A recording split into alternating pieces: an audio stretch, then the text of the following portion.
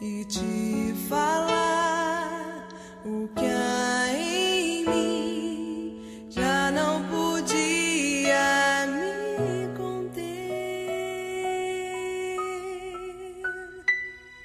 Me decidi, Senhor,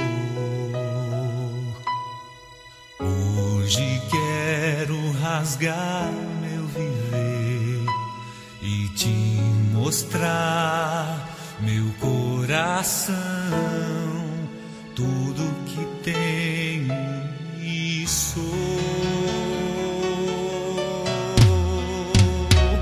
E por mais que me falem, não vou desistir. Eu sei que nada sou, por isso estou aqui. Mas eu sei que o amor que o Senhor tem por mim é muito mais que o meu. Sou gota derramada no mar.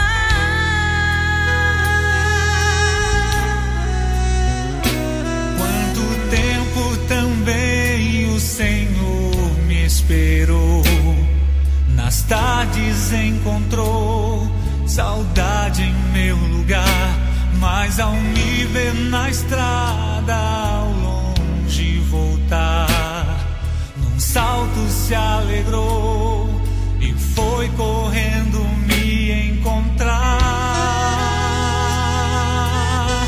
E não me perguntou nem por onde eu andei, dos bens que eu gastei, mas nada me restou.